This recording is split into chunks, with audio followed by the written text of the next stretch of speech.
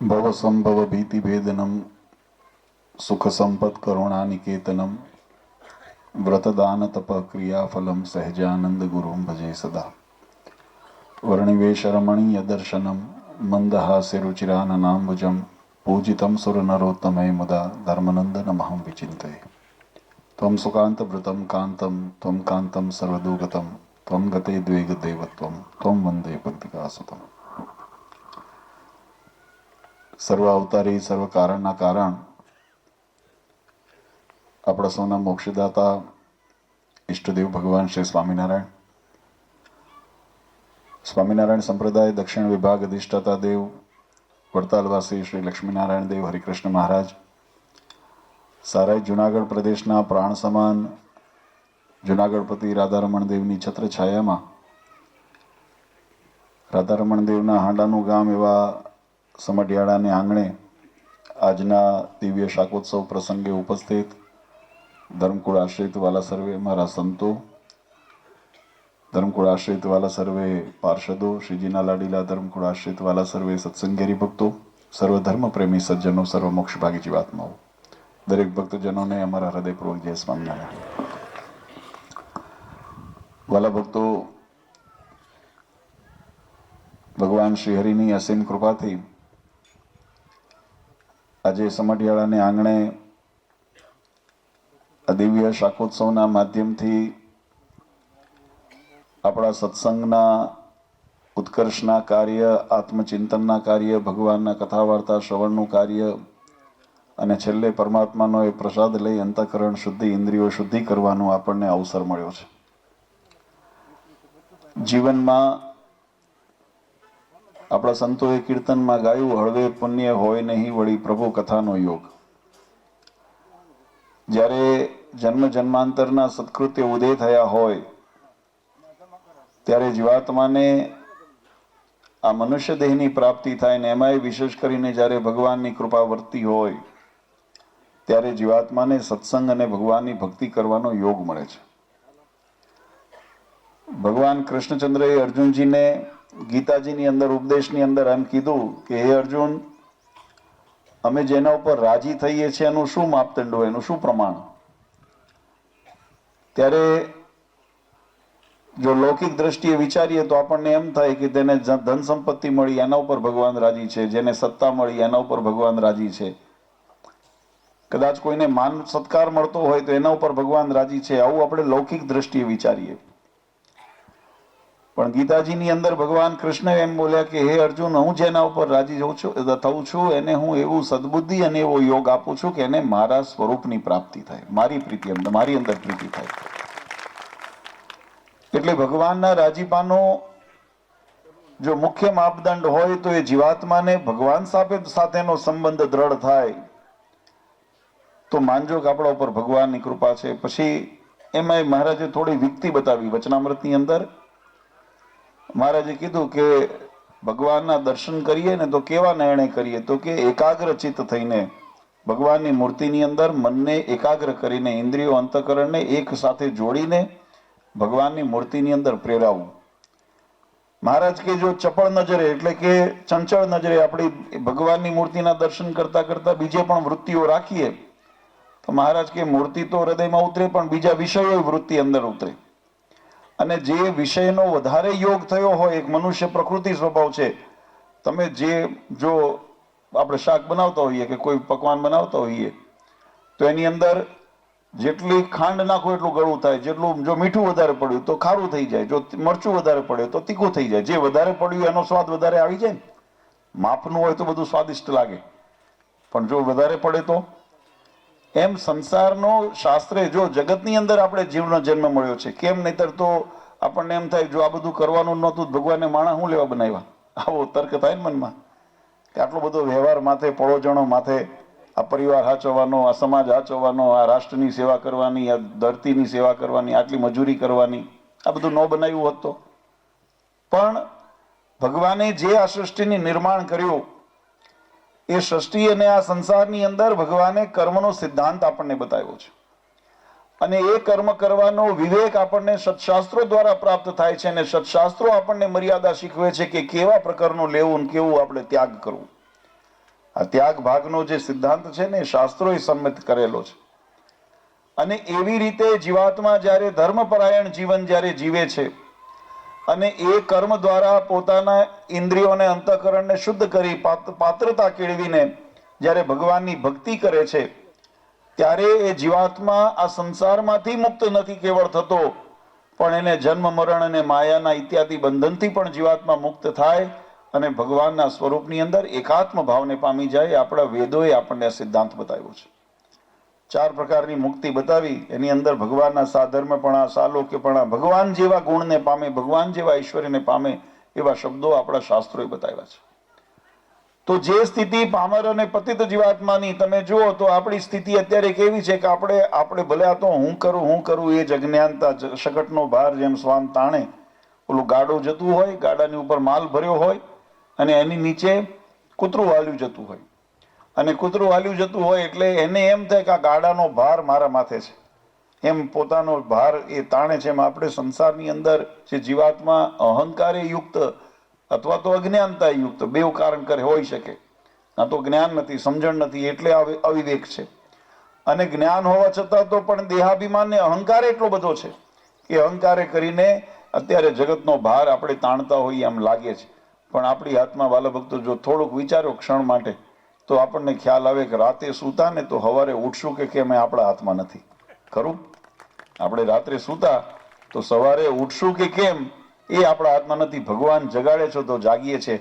આ શ્વાસ ચાલતો ચાલતો ક્યારે બંધ થઈ જાય એનો કોઈ નિર્ધાર નથી. અને એટલા માટે આપણા સંતોએ, શાસ્ત્રોએ બહુ સુંદર એનું દ્રષ્ટાંત આપ્યું કે પાણીની ઉપર પરપોટો થયો હોય, પાણી ઉપર જેમ પરપોટો થયો હોય, એ પરપોટો ગમે તેવો હોય, મોટો દેખાતો હોય, સારો દેખાતો હોય, પણ એની આવરદાનો નિર્ધાર નથી, ગમે ત્યારે ફૂટી જાય. તમે એના ઉપર ભરોસો કરીને એમ કહો કે આ અત્યારે થયો છે તો રહેશે થોડું, એવો રહે નહીં, ગમે ત્યારે ફૂટે ક્ષણમાં. હમણાં આ ફૂગા કેમ ફૂટતા હતા, ગમે ત્યારે ફૂટ્યા ને.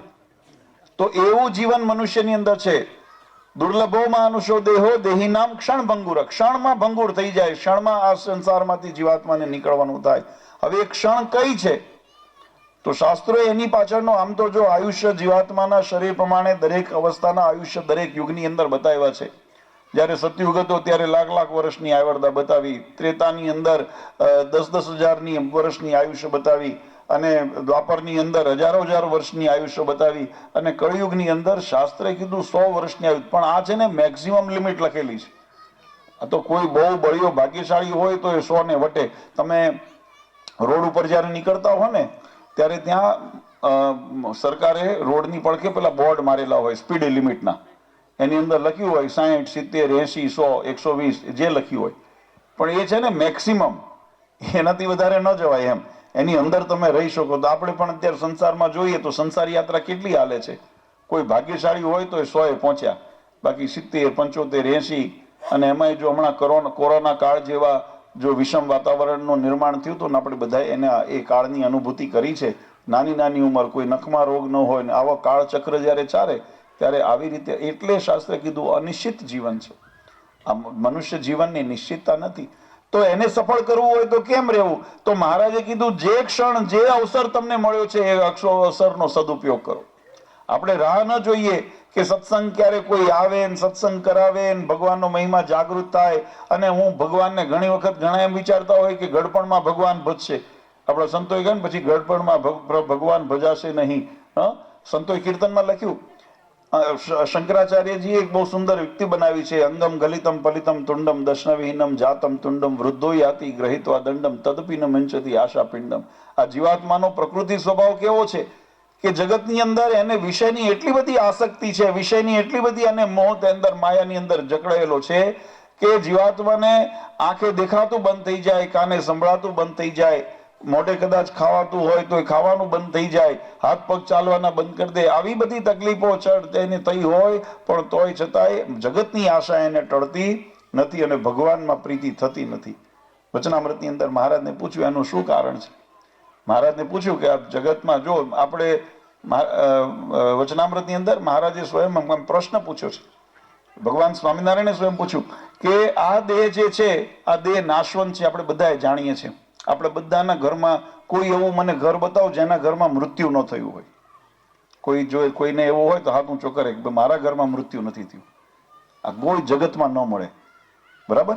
મૃત્યુનું દર્શન આપણે બધાએ કરેલું છે કે આ મૃત્યુ છે, શરીર નાશવંત છે, આપણે બધાએ જોયું છે. અને હવે તો એવું છે કે આ બધાનું હમણાં જેમ સંતોએ કીધું ને, સોશિયલ મીડિયા ને છાપા અને અખબારો તમે ખોલો, એક દિવસ એવો નહીં જતો હોય જે દિવસ મૃત્યુનું આપણને અહેસાસ ન થયો હોય, મૃત્યુનું વાત ન સાંભળી હોય. કદાચ કુટુંબી પરિવારની અંદર ઘણા ટાઈમે 2-5 વર્ષે 10 વર્ષે કદાચ એવો સાંભળાય, પણ મિત્રમાં, સગામાં, સમાજમાં, રોડ ઉપર ચાલતા, કાં તો એવું ન હોય તો પશુ પક્ષી ના શબ આપણે રોજ, કોઈ દિવસ એવું ન હોય જે દિવસ મૃત્યુ આપણી સામે ન આવ્યું હોય. પણ છતાંય આપણી વિચિત્રતા એ છે કે આપણે એને સ્વીકારી શકતા નથી. આ મનની વિચિત્રતા છે, છતાંય એની અંદરથી શિક્ષા નથી. એટલે ભગવાન સ્વામિનારાયણ કીધું કે આ દેહ નાશવંત છે, જોવે છે જગત, અને આ જીવ જુદો પડી જાય છે, જીવ ચૈતન્ય નીકળી જાય છે, જુદું છે એ પણ સમજે છે. પછી શરીર આ ધરા ઉપર પડ્યું રહે છે, એની અંદર પછી ચૈતન્ય નથી હોતું, એ જુદું થઈ ગયું એવું પણ જોવે છે. છતાં પણ આ જગતનું મમત્વ જીવાત્માને ટળતું નથી. અને ભગવાન સર્વ સુખના સિંધુ છે. આ શાસ્ત્ર પોકારી પોકારીને, આ સંતો કથા વાર્તાની અંદર ભગવાનનો મહિમા પોકારી પોકારીને આપણને વારંવાર કહે. અને ઘણી વખત આપણને ખબર પણ પડે કે ભગવાનનું ભજન કરીએ, ભક્તિ કરીએ, મહારાજ એનું નાનું મોટું ફળ આપણને દે તો આપણને ખબર પડે કે જો આટલી ભક્તિ કરવાથી ભગવાન આટલા રાજી થતા હોય અને આપણને ફળ દેતા હોય તો એ ભગવાનની. અને શાસ્ત્રોમાં તો લખ્યું, ભગવાનના સુખ આગળ તો સ્વર્ગાદિના સુખ પણ નર્ક સમાન ભાસે છે. એટલા સુખના ભગવાનને ધામની અંદર સુખ રહેલું છે. તો એને જાણવા છતાં પણ ભગવાનમાં હેત થતું એનું કારણ શું? સંતોએ ઉત્તર કર્યો. નિષ્કામ સ્વામી ભગવાનને કહે કે મહારાજ એનું કારણ તો વૈરાગ્યમંદ હોય ને એના કારણે જીવાત્માને જગતનો રાગ ટળતો નથી, ભગવાનના સ્વરૂપમાં હેત થતું નથી. આ વૈરાગ્યની મંદતા એટલે શું? તો કે જગતના વિષયોનો રાગ વધારે છે, એની અંદર માલ વધારે દેખાય છે. તમને એક દ્રષ્ટાંત આપું કે તમારી પાસે સામે એક હવે તો 2000ની નોટ નથી, પણ માનો 500ની નોટ પડી છે, 500 રૂપિયાની નોટ પડી છે, અને એક બાજુ 2 રૂપિયાની નોટ કે 5 રૂપિયાની નોટ પડી છે, કે 10 રૂપિયાની નોટ પડી છે. તમારા ભાગમાં આવે, તમને કે આમાંથી તમે ઉપાડો, તમે કઈ ઉપાડો? 500ની, 5ની નહીં? હે તો કાચા કેવો, બે ન ઉપાડી લેવાય? 505 થઈ જાય, બે ઉપાડી લેવાય, કાચા કહેવાય. પણ છતાંય આપણી વૃત્તિ ક્યાં ગઈ? પહેલી 500 માં ગઈ. શા માટે 500 માં ગઈ? કારણ કે આપણે એનો મહિમા સમજ્યા છીએ, એની અંદર માલ માન્યો છે, અને એમ પણ ખબર છે કે આના કરતા એનું અંદર વધારે, એની અંદર ગુણવત્તા રહેલી છે, એની અંદરથી વધારે વસ્તુ આવી શકે, એની કિંમત વધારે છે. એટલે તો જેને ભગવાનના મહિમાની કિંમત નથી, એટલે મહારાજને કીધું જગતના વિષયનો રાગ વધારે છે, એની અંદર વધારે માલ મણાનો છે. ભગવાનની ભક્તિમાં, ભગવાનની ઉપાસનામાં, ભગવાનના ધામમાં હજુ એટલો મહિમા નથી, અને એટલે ભગવાનમાં અનુરાગ નથી. અને એટલે મહારાજને કીધું મુક્ત સંતોએ કે મહારાજ વૈરાગમંદ છે, જગતનો રાગ વધારે છે, એટલે ભગવાનના સ્વરૂપમાં હેત થતું નથી, અને જગતનો જે વિષય છે ટળતો નથી. ત્યારે મહારાજે એનો ઉત્તર કર્યો. મુક્ત સંતોને કીધું તમારી વાત સાચી છે, વૈરાગમંદ હોય એટલે જગતની અંદર રાગ રહે, મમત્વ રહે, સ્વાભાવિક છે.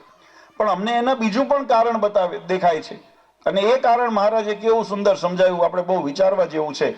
મહારાજ કહે કે જીવાત્મા જ્યારે સત્સંગ કરતો હોય તે વખત પણ મનની અંદર સંકલ્પોની વિભ્રાંતિઓ જન્મ લેતી હોય છે, અને જેવા અંતઃકરણના જ્યારે તમારા સ્વભાવને સંકલ્પ નિર્માણ થયા હોય, એ સંકલ્પના માટે જેવું અંગ બંધાણું હોય, પછી તમે સત્સંગ કરો તો એ જ અંગને પોષણ મળે છે. હું એક નાનું એવું દ્રષ્ટાંત આપું એટલે વાત ખબર પડે કે આપણે સત્સંગમાં આવ્યા સત્સંગમાં કર્યું, ભગવાનનું ભજન, કથા શ્રવણ, કીર્તન આદિ કર્યું, પણ તમે કરતા આવ્યા, મનની અંદર એવો વિચાર લઈને આવ્યા તમે ઘરેથી કે આપણે જશું એટલે અમને માન મળશે, સન્માન મળશે, હાર મળશે, અમારું નામ બોલાશે. આ મનની અંદર વિચાર હતો ને, એની વિભ્રાંતિ હતી. હવે તમે અહીંયા આવીને સત્સંગ કર્યો, તો સત્સંગ કર્યો પણ પોષણ ક્યાં ગયું? ભગવાનનું ભજન, ભગવાનના મનની અંદર વૃત્તિ ઘરેથી નીકળ્યા. પહેલા જમાનામાં હું ઘણી વખત સભામાં દ્રષ્ટાંત દઉં છું કે આપણે ભગવાન સ્વામિનારાયણે વડતાલ, ગરડા, જુનાગઢ આદિ સમૈયાઓ બાંધ્યા. આપણે ઘરેથી જયારે પ્રયાણ, આપણા વડીલોના જમાનામાં એવું મેં સાંભળેલું છે, નજરે જોયેલું છે. નરેન્દ્ર પ્રસાદજી મહારાજના વખત સુધી અમારા તમે ગામડાઓથી જયારે ભક્તો આવતા, સંઘ આવતા, ત્યારે અમે નજરે જોયું. અઠવાડિયા 15 દિવસથી ઘરની અંદર વાતાવરણ જ એવું નિર્માણ થયું હોય ભગવત સંબંધી, ઘરની અંદર ચિંતવન જ હોય. ગરડા જવું છે કે જુનાગઢ જવું છે કે વડતાલ જવું છે, સમૈયામાં જવું છે, એનું વાતાવરણ નિર્માણ થતું જાય. અને વાતાવરણ નિર્માણ થતું જાય એટલે નાની મોટી કંઈક વસ્તુ હાથમાં આવી હોય તો મનમાં તરત સંકલ્પ થાય, આ રાધારમણ દેવને આજે ધરાવવું છે, આ રાધારમણ દેવને અર્પણ કરવું છે, આ ગોપીનાથજી મહારાજને અર્પણ કરવું છે. એ વિચારો, એ વાતાવરણ ઘરેથી નિર્માણ થાય. અહીંયા જઈને એવું ન વિચારે. અત્યારે કોઈને જો કરવો હોય ને તો પહેલો વિચાર કરે ઉતારો મળશે કે કેમ, હારતોરા પ્રસાદ મળશે કે કેમ. એમાં રાધારમણ દેવનો મહિમા ન આવે. જયારે પહેલાના વખતની અંદર આમે નજરે જોયેલું છે વાલા ભક્તો, અનુભવ કહું છું, આ સત્સંગની કેમ થોડી ઘણી જે આપણે ક્ષતિ અનુભવીએ છીએ એની પાછળના વિચારો કારણ કામ કરે છે. જેવો વિચાર કરો છો સત્સંગ, પણ અંતર્મનની અંદર જે વિભ્રાંતિઓ છે ને જેવું અંગ બંધાય છે ને પછી ભગવાન કે છે એ અંગને પોષણ મળે છે. અને એ અંગને પોષણ મળે એટલે આપણે મનના અંદર સંકલ્પ કરતા ગયા હોઈએ તો પહેલા થતા ઘરમાં વાતાવરણ, પછી નીકળે ને તો સવારે વહેલા 4 વાગે ઉઠતા. પહેલા તો મોટર ગાડીઓ રસ્તા નહોતા, ગાડા વાટે હતા, તો આગલે દિવસે ગાડા ઢાંઢાઓને પોતે તૈયાર કરી દે, ગાડામાં બધું સામાન ને બધું કઈ રહી નથી જતું ને ભગવાનને અર્થે ધૂન ભજન કીર્તન કરતા કરતા સંઘ નીકળે. અને સંઘ જયારે જુનાગઢ કે ગઢપુર પહોંચે કે વડતાલ પહોંચે ત્યારે પહેલા એ પોતાના બળોદને કિનારે ઉઠે ને સૌથી પહેલા દોટ મૂકીને ગોપીનાથજી મહારાજના દર્શન કરવા જતા. ઓફિસના પગથિયા પછી ચડાતા. હવે ઊંધું થયું. સૌથી પહેલા દોટ ક્યાં મુકાતી? એ ગોપીનાથજી મહારાજ કે રાધારમણ ના દર્શન કરતા, ત્યાં દંડવત કરે, પ્રણામ કરે, પ્રદક્ષિણા કરે, માળા કરે, કીર્તન બોલે, ભક્તિ કરે. અને બધું વ્યવહાર જયારે ત્યાં સંતોષ અને તૃપ્તિ થઈ જાય કે હા અમે જે અઠવાડિયાથી જે સંકલ્પ કરતા હતા ગોપીનાથજી મહારાજ કે રાધારમણ દેવ કે લક્ષ્મણ દેવના હરિકૃષ્ણ મહારાજના દર્શનનો જે ભાવ હતો એની અંદર અમે જે પણ હૃદયનો ભાવ ત્યાં જયારે પૂરો ઠાલવી દે અને સંતોષ થઈ જાય, તૃપ્ત થઈ જાય, પછી વિચારે હવે ઉઠીને રસોડા ભણી જઈએ. પછી વિચારે, ત્યાં સુધી એનો વિચાર પણ સંકલ્પમાં નહોતો હોતો. એટલે ભગવાને કીધું જેવા અંગને તમે બાંધીને સત્સંગ કરો છો ને એ અંગને પોષણ. એમાં કામી હોય, ક્રોધી હોય, લોભી હોય, માની હોય, જેવા અંગને વિભ્રાંતિ. અને એટલા માટે કેવળ વિષયનો અનુરાગ નથી એ તો બરાબર છે, કરીએ છીએ સત્સંગ. આજે વ્યવહારના કામ મૂકીને અહીંયા ઘણા બધા બેઠા છો, બરાબર. તમારે વ્યવહારિક પણ ઘણા પ્રસંગો હશે, જવાબદારીઓ હશે, કોઈકને દુકાન, ખેતી, પાદર, કઈ લગ્ન પ્રસંગ, કઈ બીજા. અત્યારે તો ધનુર્માસ ચાલે ન હોય પણ હવે કરે છે બધા, આમાં ચાલુ કર્યા છે. એટલે આ બધું અત્યારે હોય પણ એ વ્યવહારને મૂકીને અહીંયા બેઠા છો. સત્સંગનો મહિમા સમજાણો છે, જગતનો રાગ કદાચ એટલો ઓછો છે, પણ આની અંદર પણ સાવધાની રાખવાની જરૂર છે.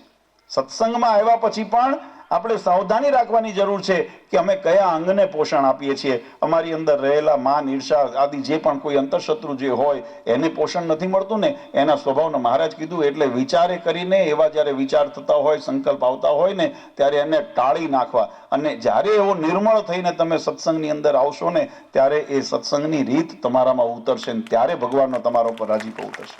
આ વચનામૃતની અંદર મહારાજે રીત શીખવાડી છે. અને એની અંદર પણ મહારાજે બહુ સુંદર વાત કરી. મહારાજ કે આ વચનામૃત લોયાના જ વચનામૃત લગભગ છે, એમાં મહારાજ કીધું કે ઇન્દ્રિયોની વિકૃતતા અથવા તો ચંચળતા કેમ જીતાય અને અંતર્મનને કેમ જીતાય. આનો મહારાજે બહુ સુંદર ઉત્તર કર્યો છે. ભગવાન સ્વામિનારાયણે સ્વયં પ્રશ્ન કર્યો છે અને મહારાજે પછી એનો ઉત્તર સમજાવ્યો. મહારાજ કે ઇન્દ્રિયોને જો તમારે જીતવી હોય તો એના માટે ધર્મશાસ્ત્રોની અંદર જે આપણા નિયમો બતાવ્યા છે, જે પંચવર્તમાન બતાવ્યા છે, જે આપણને આજ્ઞાઓ કરી છે એનું પાલન કરવું, એ નિયમોનું પાલન કરવું. આહારની અંદર નિયમ રાખવા, ગમે તેવું ખાવું નહીં, એટલે એની ઉપર નિયંત્રણ રાખવું. ઇન્દ્રિયોને ચાંદ્રાયણ ઇત્યાદિ વ્રત કરીને ઇન્દ્રિયોને ક્ષીણ રાખવી, કંટ્રોલમાં રાખવી, ઇન્દ્રિયોને બેફામ થવા દેવી નહીં. આ બધા ઇન્દ્રિયોને જીતવાના રસ્તા છે. આ તમને બધાને આપણને ઉપયોગી થાય કે આપણે ભગવાનની પ્રાપ્તિ કરવી છે, ભગવાનને ભજવા છે, ઇન્દ્રિયોનો નિગ્રહ કરવો છે. એનો મુખ્ય હેતુ છે કે ઇન્દ્રિયોને ખોટા માર્ગમાંથી પ્રેરાતી તમે એવા અમંગલ વસ્તુ એટલે ગરણા રાખો, ત્યાં બધે ન જવા દો ઇન્દ્રિયોને, ત્યાં એનું નિયંત્રણ કરો, નિગ્રહ કરવું. સાથે સાથે પછી રેડીએ ન મૂકવી. ભગવાને કીધું એ ઇન્દ્રિયોને ભગવાનની ભક્તિ, કથા, કીર્તન, સેવા, પરિચર્યા, ભગવાન સંબંધી કાર્ય હોય એમાં પ્રેરીને રાખવી. આપણે નવરા બેઠા છીએ એટલે એને નવરા, આ હાથમાંનો નવરો છે તો નવરો ન રાખો, એની અંદર સ્વામિનારાયણ સ્વામિનારાયણ સ્વામિનારાયણ સ્વામિનારાયણ પ્રેરી રાખો, નહીં તો હાથ ગમે તે કામ કરશે. આ હાથને એમ નજરો આપણી જે છે એ નજરને આપણે જો રેડી મૂકશું જગતના વિષયમાં તો પહેલા ન જવા દેવી, વિષય વાસનાની અંદર એને ન જવા દેવી, એ એનો નિગ્રહ થયો. પણ એને ભગવત સંબંધી કાર્યમાં પ્રેરવી કરવી. સામે મહારાજની મૂર્તિ રાખી એનું ધ્યાન કરીએ, ચિંતન કરીએ તો એ ઇન્દ્રિયોનું રક્ષણ થાય. આ બાહ્ય રીતે ઇન્દ્રિય જીતવાનો રસ્તો મહારાજે બતાવ્યો. અને અંતર્મનની અંદર કેમ જીતવું? મન, બુદ્ધિ, ચિત્ત, અહંકાર, જેમ હમણાં ભૂદેવે પણ વાત કરી, આપણું અંતર્મન જે અંતઃકરણ છે એને કેમ જીતાય? તો એના માટે કીધું કે એક તો આત્મનિષ્ઠા બળવાન રાખવી. પોતાને હું આત્મા છું, હું ચૈતન્ય તત્વ છું, બ્રહ્મ તત્વ છું, હું આ જગતનો માઇક જીવ નથી, એવું આત્મનિષ્ઠાને દ્રઢ કરવી. બીજું, ભગવાનની સ્વરૂપ નિષ્ઠા કરવી, અખંડ ભગવાનની સ્મૃતિ કરવી, ભગવાનને હૃદયની અંદર ચિંતન કરતા રહેવું. અને એનો કટકો રાખીને ભગવાનના મહાત્માને જો જીવાત્મા સમજે અંતર્મનની અંદર તો એને કરીને અંતઃકરણ જીતાય. આ વચનામૃતમાં ભગવાન સ્વામિનારાયણ આપણને ઉપાય બતાવ્યા છે. તો તો કહેવાની પાછળનો ભાવાર્થ વાલા ભક્તો એ છે, ભગવાનનો આ ધરા ઉપર આવી, સંતોએ આ ધરા ઉપર આવીને જે મહેનત કરી, એ મહેનતનો ભક્તિ સ્વામીએ બહુ સુંદર વાત કરી. અને આપણે મુખ્ય સંપ્રદાયની આ એક બહુ મોટી વિશાળ ભગવાન સ્વામિનારાયણને સ્થાપિત એક આપણી દિવ્ય પરંપરાઓ હતી. આ તો સમયાંતરે બધામાં કાળકામાં જેમ કહે ને કે ધર્મ ઘટે ધન ઘટે ધન ઘટે બધું ઘટત ઘટત જાય, એમાં આજ્ઞાઓ લોપાડીને આ બધા દુઃખ ક્યાંથી આવ્યા? ભગવાનનું આપણે શરણું મૂકી અને એમાંય શરૂઆત ક્યાંથી થઈ? જો પહેલાના જમાનામાં મહારાજના વખતમાં મહારાજની આજ્ઞાથી સંતો ગામડે ગામડે વિચરણ કરતા, હરિભક્તોને ભગવાનનો મુખ્ય દેવનો મંદિરનો મહિમા સમજાવતા અને એની સાથે જીવાત્માને જોડતા. નામ ધર્માદો ઇત્યાદિ દાન કરવું હોય તો કેવી રીતે કરવું? ભગવાન સ્વામિનારાયણની બાંધેલી પરંપરા પ્રમાણે મોરછાપ લઈને, એટલે કે આજ્ઞાપત્ર લઈને જે આવ્યા હોય એ પરંપરાઓ પહેલાના જમાનાથી ભગવાન શ્રીહરિ હતા ત્યારે મહારાજ આજ્ઞાપત્ર મોરછાપ આપતા, પછી આચાર્યશ્રીઓની મોરછાપ આપતા. અને એ મોરછાપ લઈને આવે એટલે હરિભક્તો નક્કી હતું કે આ મોરછાપ લઈને આવે અહીંયા જ અમારે દેવાય, એટલે બીજે ક્યાંય રેડે જતું નહીં. પછી ધીમે ધીમે પ્રથાઓ ઓલવાતી ગઈ, કાયદાઓ આવ્યા, કાયદાની અંદર ચૂંટણીઓ આવીને આ બધા સ્કીમોની અંદર ધીમે ધીમે પરિવર્તનો થયા અને ઘટતા ઘટતા ઘટતા પછી એવું થયું કે હવે હરિભક્તોને ખબર જ નથી ક્યાં અમારે ધર્માતું દેવું. આ વાત અત્યારે છે. પછી તો જે હરાયા ઢોર પેલું કે ને બોળી બામણીનું ખેતર હોય અને એની અંદર જે પહે અંદર લઈને જતું રહે. અત્યારે તકલીફ એ થઈ છે. પણ ભક્તિ સ્વામીએ બહુ સુંદર વાત કરી, જો આપણે પોતાનું કલ્યાણ ઈચ્છો ને તો મુખ્ય દેવના થઈને રહેજો. રાધારમણ દેવ ભગવાન સ્વામિનારાયણની બાંધેલી મર્યાદા અને આજ્ઞા સાથે જોડીને રહેજો. ભગવાન સ્વામિનારાયણે જે રીત બતાવી છે, રીતની અંદર રહીને આપણે ભગવાનની કાર્યની અંદર ભળશું ને તો એ ભગવાન સુધી પહોંચવાનું છે. બાકી આપણે મનમાની રીતે કરશે કે અમે દાન કર્યું. હવે તો બધા ગણાય જો ને, મંત્ર દીક્ષા, ઉપાસના, ભક્તિ બધાની અંદર ભગવાને નથી રીત બતાવી. મૂર્તિ કઈ પૂજાય આપણને ખબર નથી, શિક્ષાપત્રી વાંચીએ છીએ ને. હા, કોણે કંઠી બાંધવાનો અધિકાર છે આપણને ખબર નથી, ગુરુ મંત્ર દીક્ષા ક્યાંથી લેવાય આપણને ખબર નથી. પણ છતાંય ડીંડવાનું હાલે છે ને જગતમાં. હલાવનારા હલાવે છે ને કરનારા પાછળ પાછળ ટોળું. અમે હમણાં જ ઉતારે ત્યાં હતા ને ત્યારે મેં કીધું આ કળિયુગ છે ને એમાં આપણા ગુજરાતીમાં કહેવત છે, ભૂતને પીપળાય મળી રહે છે. પાછા ભૂત હોય ને એને પીપળાય મળી રહે છે. એટલે એવું જ્યાં ખરું, હા એટલે એ આવું છે. એટલે આપણું, અને સંતોએ લખ્યું છે કે લોભી ગુરુ સ્વાર્થી ચેલા દોનો નરક મેં ઠેલમ ઠેલા. હા, આ બધા નરક, કારણ કે જ્યાં આવું જે ડીંડવાણું હાંકનારા મળી. અને એટલે હરિભક્તો સંતો જે મહેનત કરે છે ને, આજે તમને રાધારમણ દેવ, હરિકૃષ્ણ મહારાજ કે ગોપીનાથજી મહારાજના સિદ્ધાંતોને તમને બતાવી, દેવ સાથે જોડીને દેવની આજ્ઞા અને એની પણ પાલનની રીત પાછી ભગવાન સ્વામિનારાયણે બતાવી છે. ક્યારે દેવનું કહેવાય? દેવનું નામ લઈને ઘણા બધા આવશે. આજે સ્વામિનારાયણનું નામ લઈને જગતની અંદર ઘણા બધા ફરે છે, પણ શું સ્વામિનારાયણ ભગવાનની રીતે ફરે છે? આ પણ મહત્વનું છે ને. સ્વામિનારાયણ ભગવાનનું નામ લઈને ફરે છે, પણ સ્વામિનારાયણ ભગવાનનું નામ લઈને જે વિચરણ કરતા હોય તો એને સ્વામિનારાયણ ભગવાનની બાંધેલી રીત પ્રમાણે કરે ત્યારે સ્વામિનારાયણનું કહેવાય. એમ ભગવાન સ્વામિનારાયણે શિક્ષાપત્રી, દેશભાગનો લેખ, સત્સંગી જીવન, વચનામૃત આદિ ગ્રંથોની અંદર જે મર્યાદાઓ બતાવી છે, જે રીત શીખવાડી છે, એ રીતને અનુસરીને આપણે જ્યારે ભગવાનની આજ્ઞાનું પાલન કરશું ને ત્યારે આપણે ચોક્કસ, ભગવાને કીધું અમારા સુધી પહોંચે છે. મહારાજે સ્પષ્ટ વચનામૃતમાં લખ્યું કે તમે અમારા પધરાવેલા દેવ, અહીંયા આગળ તમે જે ભાવ અર્પણ કરશો કે જે ભેટ અર્પણ કરશો એ અક્ષરધામમાં અમારા સુધી પહોંચે છે. એમાં જરાય શંકાને સ્થાન નથી. એટલે એ વસ્તુને આપણી સાથે આ જાગૃતિનો દિવસ છે. બીજું, ભક્તિ સ્વામીએ રમૂજમાં અને અમારા ગોરધનભાઈએ રમૂજમાં ગરડા દેશ જુનાગઢની, એ તો જો કે હારો, હું તો કાયમ મહારાજે કીધું ઈર્ષા કરવી ને તો નારદ તુમરું જેવી કરવી. બેવ કરો, બળ કરો બંને. મારા માટે તો બેવ હરકી જ છે. તમે કોઈ ડાબી જમણી, મારે તો બે આંખે જોવું એટલે મારે તો હરકું છે. પણ છતાંય આપસમાં જો સત્સંગ એવો જેને કહેવાય હેલ્ધી કોમ્પિટિશન, સ્વસ્થ હરીફાઈ આપસમાં કરે, નારદ તુમરું જેવી કરે, જુનાગઢ દેશ બળ કરો, આ ગરડા દેશ બળ કરો, અને એમાં જો કરો ને તો મારા સત્સંગને પોષણ મળશે. હું તો એમ ઈચ્છું છું. બરાબર, આપણી બધાની જવાબદારી છે. સંતો જો કે અત્યારે આપણી પાસે સંખ્યાઓ, મેં કીધું એમ બધા ઘણા હરાયા ઢોરની જેમ ગરખડનારા જાજા થઈ ગયા.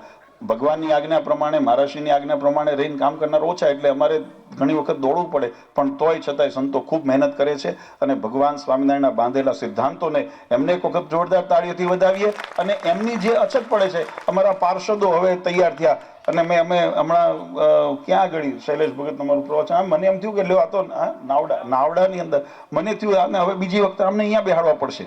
એટલે સારું કથા વાર્તા કરે છે, સારું પાર્ષદો એવા તૈયાર છે. અને એનાથી વિશેષ તમને હરિભક્તોને વધાવીએ કે તમે પણ આજે આ પોતાની જવાબદારી સમજીને, આ મારી એક ભગવાનની બાંધેલા કાર્યની અંદર મારી જવાબદારી છે, એ જવાબદારી સમજીને અમારા હરિભક્તો પણ એવી મહેનત કરે છે. એટલે હું ગોપીનાથજી મહારાજ, હરિકૃષ્ણ મહારાજ, રાધારમણ દેવ, સિદ્ધેશ્વર મહાદેવ, લક્ષ્મીનારાયણ દેવ, તમામ જે આપણા વડતાલ પ્રદેશની અંદર જે વિસ્તાર ભક્તો રહેતા હોય, પછી ઘણા ગરડા રહેતા હોય, જુનાગઢ રહેતા હોય, સુરત રહેતા હોય, દરેક વિસ્તારની અંદર પણ આપણે બધા ભગવાન સ્વામિનારાયણના છીએ. અને ભગવાન સ્વામિનારાયણ સ્થાપિત મૂળ દેવ, શાસ્ત્ર અને ષડંગી સંપ્રદાય, આચાર્ય પરંપરા, સંત પરંપરા, હરિભક્ત પરંપરા, આ એનાથી સંપ્રદાય શોભિત છે. એટલે એના મુખ્ય જે તત્વો છે એના થાંભલાને આપણે વળગીને રહીશું. એને મૂકીને ન જાય, પહેલો નિર્ધાર આ કરવાની જરૂર છે કે અમે આ ષડંગી સંપ્રદાયના સિદ્ધાંતોને મૂકીને જશું નહીં. બીજું કે ષડંગી સંપ્રદાયની અંદર રહ્યા પછી પણ મેં કીધું ને, મહારાજે એટલા માટે આ વચનામૃતમાં બતાવ્યું, સત્સંગ કરવો એટલો પર્યાપ્ત નથી.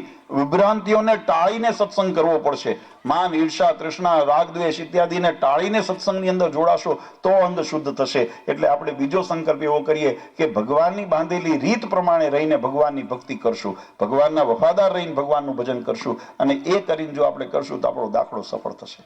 આજે ખરેખર આનંદની વાત છે. સમય વધારે નથી લેવો.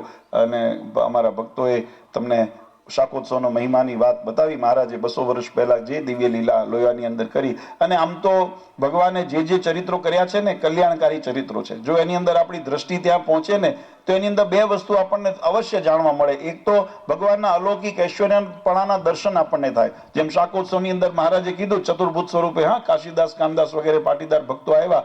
મહારાજ જયારે ચરિત્ર કરતા ને પેલા હળદર વાળા હાથ, પ્રેમાનંદ સ્વામી લખ્યું ને, હળદી વાળા હાથ લુવે નિજ ધોતીએ, પીળે પટ શોભે પરિબ્રહ્મજો. ભગવાન જેમ પીળું પીતાંબર ધારણ કરીને ઉભા હોય એવા અમને દર્શન થયા. ત્યારે એવા એ પ્રેમાનંદ સ્વામી કે અમારી દ્રષ્ટિ ત્યાં પહોંચી તો અમને એવા દર્શન થયા. પણ જેની દ્રષ્ટિ ત્યાં ન પહોંચે તો, જેને ભગવાનનો નિશ્ચય કે મહિમા દ્રઢ ન હોય, એને તો કેવું લાગે કે આને વિવેક નથી. મહારાજ જયારે ચરિત્ર કરતા ને બન્યું એવું કે ચરોતરથી કાશીદાસ, કામદાસ વગેરે પાટીદાર ભક્તો આવેલા અને મહારાજને આ શાકને વગાડતા જોયા, આ ધોતી ઉપર હાથ લૂતા જોયા, એટલે મનની અંદર અભાવ આવ્યો, મનુષ્ય ભાવ આવ્યો કે આને ભગવાન કેમ કહેવા? આને તો એટલો વિવેક નથી. કોઈ હોય તો રૂમાલ રાખે, ગમછો રાખે, પદૈયું રાખે, એમાં હાથ લુએ. આ પહેરેલા ધોતિયા ઉપર હાથ લુએ. અને માણસ જેટલો વિવેક નથી, આને ભગવાન કેમ માનવા? અને ઘણી વખત ભગવાનના જયારે માનુષી ચરિત્ર હોય ને તો ભ્રમણા ઉભી થાય. ભગવાન કૃષ્ણચંદ્ર જયારે ગોકુળની અંદર ગાયો ચરાવવા જતા તો ત્યાં આગળ ભગવાન કઈ શણગાર સજીને નહોતા જતા. એ તો ખભે કાંબળી નાખ્યું હોય, હાથમાં ડાંગ હોય, અને ભરવાડની જેમ મહારાજ જેમ ભરવાડ ગાયો ધન લઈને જતું હોય એમ ભગવાન જતા હતા. તો કોઈ એમ કે આ કામળી વાળારી કે અને ગણ્યા ને શિશુપાળ આદિ હતા જે આસુરી વૃત્તિ વાળા, એને ક્યાં ભગવાનને ભગવાન પણ માન્યા સ્વીકાર્યા?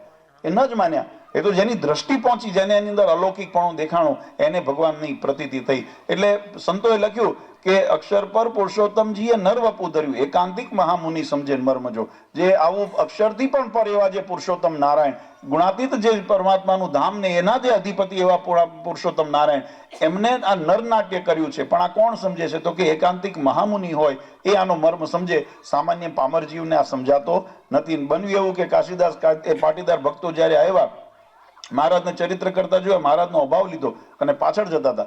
ત્યારે મહારાજની દ્રષ્ટિ પડી. મહારાજે સંતોને પૂછ્યું કે આ ભક્તો પૂછ્યું કે કોઈ તરસ્યો હોય ને કુવા કાંઠે આવે અને તરસ્યો પાછો જાય ને કેમ ગણવો? ત્યારે સંતોએ કીધું, મહારાજે તો અભાગ્યો કહેવાય ને. તરસ છુપાવવા માટે આટલી મહેનત કરીને તરસ્યો પાછો જાય, એનાથી મોટો કોણ કે મૂર્ખ કહેવાય, અથવા તો એનાથી અભાગ્યો કોણ કહેવાય? મહારાજ કે જો ઓલા ભક્તો અમારા દર્શન માટે છેક ચરોતરથી અહીંયા આવ્યા પણ અમને મળ્યા વગર જાય છે. પ્રેમાનંદ સ્વામી મહારાજના સખા ભક્ત હતા. એટલે અને આ મારું વર્જન છે, કદાચ શાસ્ત્રમાં ગોતશો ને તો આવું નહીં મળે, પણ કીધું જ હોય. ભાઈબંધ હતા, મિત્ર હતા, એટલે કીધું જ હોય ને સ્વામી. હા, એમને સ્વામીને મહારાજને સ્વામીએ ઠપકો આપ્યો. મહારાજને એમ કીધું કે મહારાજ આમાં એમનો વાંક નથી, વાંક તમારો છે. પણ એ પ્રેમાનંદ સ્વામી અધિકાર, મારો ને તમારો નહીં હો. આપણે એ પ્રેમાનંદ સખા ભક્ત હતા. આપણે એવી સ્થિતિ નથી પામ્યા બ્રહ્માનંદ સ્વામી મહારાજને બાંધી રાખે. આપણે એ સ્થિતિમાં નથી. આપણે સ્થિતિમાં જો થવું છે, આપણે સાધન દશામાં છીએ. પણ આ તો દ્રષ્ટાંત એટલા માટે કે સમજાય ભગવાનની અંદર ઓતપ્રોત હેત કેટલું હોય ભક્તોને, સંતોને, એ સ્વરૂપને બતાવવા માટે આ વાત કરું છું. એટલે પ્રેમાનંદ સ્વામી મહારાજને કીધું, મહારાજ આ વાંક એમનો નથી, વાંક તમારો. મહારાજ કે અમારો શું વાંક છે? અમે તો તમારા માટે શાક વઘારીએ છીએ, હમણાં તમને પ્રસાદ આપશું, તમને રાજી કરશું. ત્યારે સંતોએ કે મહારાજ અમે જયારે કથા વાર્તા કરતા હોઈએ ને તમારા મહિમાની વાત કરતા હોઈએ, ભગવાને સુનેરી સુરવાળ પહેર્યો છે, જરિયાની જામો પહેર્યો છે, પગની અંદર તોળા ધારણ કર્યા છે, ચાંખડીઓ મોજડીઓ ધારણ કરી છે, હાથમાં વેટકળા વીંટીઓ ધારણ કરી છે, બાજુબંધ બાંધેલા છે, માથે 3 છોકરાની પાક છે. અમે આવું વર્ણન કરતા હોઈએ. આ મહારાજ તાબેથો લઈને ઉભા છો એવું વર્ણન અમારી કથામાં ન આવે. અને એ તાબેતો લઈને ઉભા તો ઠીક, પણ આ જો હવારે ધોતિયું અમને તમને ધરાવ્યું હતું ને ત્યારે સફેદ ધોતી ધરાવી હતી, આ તમે પીળું કરી નાખ્યું એને, આ હળદરવાળા હાથ લોહી લોહીને તમે એને પીળું કરી નાખ્યું. અને આવું જો દર્શન કરીને કોને પ્રતીતિ થાય કે આ હાથમાં તાબેતો લઈને ઉભા ભગવાન છે? અને મહારાજને ઘણી વિનંતી કરી, પછી છેલ્લે કીધું કે મહારાજ આપ તો કૃપાનિદાન છો, આ અબોધ અજ્ઞાની જીવ છે અને એને જો આપનો મહિમા ન સમજાય ને આપના અભાવ લઈને સત્સંગમાંથી પડી જાય તો એને લક્ષ 84ના ફેરા માટે લખાય, માટે એના ઉપર કંઈક દયા કરો. અને પછી ભગવાને એના ઉપર દયા કરીને કીધું, કાશીદાસ કામદાસ તમે જે જોવા આવ્યા છો જોઈને જાઓ. અને ભક્તોએ જ્યાં પાછું વળીને જોયું ત્યારે ભગવાને ચતુર્ભુજ સ્વરૂપે દર્શન દીધા અને પોતાના ભગવાન પણ પછી આ એ દિવ્ય ઉત્સવને ભગવાનના પ્રત્યેક ઉત્સવની અંદર દરેક લીલાઓની અંદર જીવાત્માનું કલ્યાણ ને શ્રેય રહેલું છે. આપણે એને જો વાગોળીએ ને, આ પ્રસંગને જો સ્મરણ કરીએ ને તોય આપણા અંતરકરણ શુદ્ધ થાય, પણ એને હૃદયની અંદર ઉતારવા પડે. પછી એક કાને સાંભળીએ બીજા કાને કાઢી નાખીએ તો એનો ગુણ આવે નહીં. એને હૃદયની અંદર જ્યારે આપણે સાધ્ય કરીએ ત્યારે ભગવાનની મૂર્તિ પણ ભેળી આપણા હૃદયમાં ઉતરતી હોય છે. એટલે આ દાખલો કરીએ છીએ. આમ તો સત્સંગના વિકાસ અને પોષણ માટેની જવાબદારી ભગવાને કીધું કે સત્સંગ વધે કે ઘટે અમારી મરજીથી થાય છે, પણ હરિભક્તોને સંતોને અમને પણ મહારાજે એવી કીધું, ભલા થઈને અમારા દાખલા સામું જોજો, આ એળે ન જાય. એટલે એને પોષણ મળે, એનું રક્ષણ થયા કરે, સમયાંતરે એ સત્સંગને પાછું પાણી ને ખાતરનું પ્રાપ્તિ થાય, એનો સંકલ્પને જોવાની આપણી બધાની જવાબદારી છે. અને એ જવાબદારીને વહન કરતા પૂજ્ય આચાર્ય મહારાજશ્રીએ આપણને આજ્ઞા કરી કે દરેક વિસ્તારની અંદર, આમ તો દરેક જગ્યાએ ગામે ગામ હરિભક્તોની ઈચ્છા હોય કે અમારે ત્યાં આવે, પણ ઘણી વખત સ્થિતિ નાની હોય, સંખ્યા નાની હોય, આર્થિક રીતે હરિભક્તો કદાચ મધ્યમ વર્ગના હોય, સમુદાયની દ્રષ્ટિએ નાના હોય, તો ઘણી વખત એમ થાય કે હરિભક્તોને મનની મનમાં રહી જાય. એટલે અમારો એવો સંકલ્પ હતો. અને ઘણા બધા વિસ્તારો છે જેને 2, 5, 10 વર્ષે કદાચ કોઈ પ્રસંગનું આયોજન ન થયું હોય, એ કોરા રહી જાય. એટલે મહારાજશ્રીએ એવો સંકલ્પ કર્યો કે આપણે દરેક જુનાગઢ દેશના 750 ગામડા છે, ગરડા દેશના 450 ઉપરાંત ગામડા છે, વડતાલ દેશના 1200 ગામડાઓ છે, તો દરેક વિસ્તારની અંદર વિસ્તાર વાઇઝ, દરેક ઘરે તો ન પહોંચી શકાય, પણ દરેક વિસ્તારની અંદર 5-25 ગામડાઓ ભેગા થઈને એક આયોજન કરે કે જેથી કરીને એના માધ્યમથી 25 ગામને પોષણ મળ્યા કરે. થોડું થોડું પાણી ખાતર મળે ને તો પાછું લીલું રહે. એટલા માટે આપણે એવું કંઈક આયોજન કરીએ. અને એ મહારાજશ્રીની આજ્ઞાથી અમારું ગરડા મંદિર હોય તો ભલે, જુનાગઢ મંદિર હોય તો ભલે, કે વડતાલ અમારા યુવક મંડળના આદિ સભ્યો હોય તો ભલે, અમે એક આ સંકલ્પ કર્યો હતો અને આ શાકોત્સવ યાત્રાનું આયોજન કર્યું કે જે કામ કે અલગ અલગ સમયમાં શું થાય, સમયની વેડફણી પણ થાય. એક પ્રસંગ જુનાગઢ દેશનો હોય તો બીજો વડતાલનો હોય તો પાછો ત્રીજો જામનગર બાજુનો હોય, તો એની અંદર આવવા જવાનો ટાઈમ વધારે બગડે, હરિભક્તોને સમય પૂરો ન આપી શકીએ. એટલે પછી આયોજન કર્યું હતું કે જેની અંદર એક લાઈનની અંદર બધા વિસ્તાર વાઇઝ દરેક વિસ્તારના, જુનાગઢ પ્રદેશને, ગરડા પ્રદેશના અને વડતાલ પ્રદેશના ગામડાઓને દરેકના વિસ્તારની અંદર વર્ષે એક પ્રસંગ એવો થાય અને આપણે આ શાકોત્સવ યાત્રાનું નિર્માણ થયું. અને ભગવાન કૃપાથી આજે ભલે જેમ હમણાં પૂર્વ વક્તાઓએ વાત કરી કે જુનાગઢ મંદિર તરફથી આયોજન થતા, ગરડા મંદિર તરફથી આયોજન કરતા, અને એની અંદર હરિભક્તોને આજે પણ અમારો એ સિદ્ધાંત છે કે તમારાથી થાય એટલી સેવા કરજો, બાકી મૂંઝાશો નહીં. બાકી હરિકૃષ્ણ મહારાજ બેઠા છે ને, મહારાજ કીધું અમે પહોંચી વળશું. એટલે ઘણી વખત નાના ગામમાં આયોજન કરવા હોય ને તો તમે એવું ન વિચારશો કે અમારી પાસે પૈસા નથી, અમારી પાસે આયોજકો નથી. તમે સંકલ્પ કરો, તમને બાકી બધું અમે પૂરું પાડશું, સ્વયંસેવકોથી લઈને બધું. પણ તમે સંકલ્પ કરો ને ખાલી એક વસ્તુ નિષ્ઠા રાખજો કે અમારે મૂળ સંપ્રદાયના સિદ્ધાંતની અંદર રહીને કામ કરવું છે. બસ આટલું કરશો તો તમને પોષણ મળશે. ને આજે ભલે વહીવટની અંદર જે ડખા હોય, પણ અમારો સિદ્ધાંત આજે પણ એ છે. આજે પણ અમે તમને ઉપર બોજ બનીને નહીં, પણ તમને રાજી કરવા માટે આ ઉત્સવનું આયોજન થાય છે. અને એટલા માટે આ સુંદર શાકોત્સવ યાત્રા આજે આપણે અહીંયા આગળ સમઢિયાળા આવી છે. વિશેષ સમય નથી લેવો, પણ જે ભક્તોએ એની અંદર સેવા કરી છે, દાન કર્યું છે, તમામ ભક્તોને હૃદયથી અમે ખૂબ ખૂબ અભિનંદન અને આશીર્વાદ આપીએ છીએ. અને જીવનની અંદર આ દ્રઢતા કાયમ રહે. હવે આવતા વર્ષે વળી પાછું આ વિસ્તારમાં કરશું, પણ ગામ બીજું કરશું, એટલે બધાને પોષણ મળે વારાફરતી. પણ દરેક વિસ્તાર વાઇઝ આપણે દર વર્ષે આવા ઉત્સવ થતા રહે, ભગવાનનો મહિમા સમજાય. અને એક વખત સમજાય પછી એને વારે ઘડીએ ટોકવા ન પડે. એ રીત કોની છે? તમારે ગુજરાતીમાં કહેવાય, શાનમાં કોણ સમજે? શાનમાં કોણ સમજે? ઘોડા હોય ને એ સમજે શાનમાં, અને વારે ઘડીએ ડફણામાં આવવા પડે એને શું કહેવાય? એમાં બોલશો નહીં કોઈ, સમજી લેજો. શાનમાં સમજો તો તમે શાનમાં તમે કોણ છો એ તમારે નક્કી કરવાનું છે. જો આ સિદ્ધાંતને શાનમાં એક વખત શાસ્ત્રમાં લખાણો, એક વખત સંતોએ કીધું, એક વખત તમે ઉપદેશ થયો અને દ્રઢ કરી લીધો ને, તો માનજો તમે આ કેટેગરીમાં છો. અને વારે ઘડીએ ડફણા માર્યા પછી પણ પાછું અવળે માર્ગે હાલવું હોય તો માનજો કઈ કેટેગરીમાં છો એ સમજવાનું. એટલે આત્મચિંતન કરવાનો શુદ્ધ વધારે સમય નથી લેવો. આજના શાકોત્સવના માધ્યમથી ભગવાન શ્રી હરિનો અપાર મહિમા આપણા જીવનની અંદર કાયમ દ્રઢ થઈને રહે અને રાધારમણ દેવ, હરિકૃષ્ણ મહારાજ, સિદ્ધેશ્વર મહાદેવની કૃપા આ સમગ્ર રાધારમણ દેવ વિસ્તારના સત્સંગ ઉપર કાયમ વરસતી રહે એવી ભગવાન શ્રી હરિના ચરણારવિંદમાં પ્રાર્થના કરી પરમ પૂજ્ય આચાર્ય શ્રી અજેન્દ્ર પ્રસાદજી મહારાજ, અશોક આદિવાળા પૂજ્ય માતુશ્રી, સમસ્ત ધર્મકુળ પરિવાર વતી આપ સૌને અંતરના આશીર્વાદ આપી મારી વાણીને વિરામ આપું. સહેજાનંદ સ્વામી મહારાજ.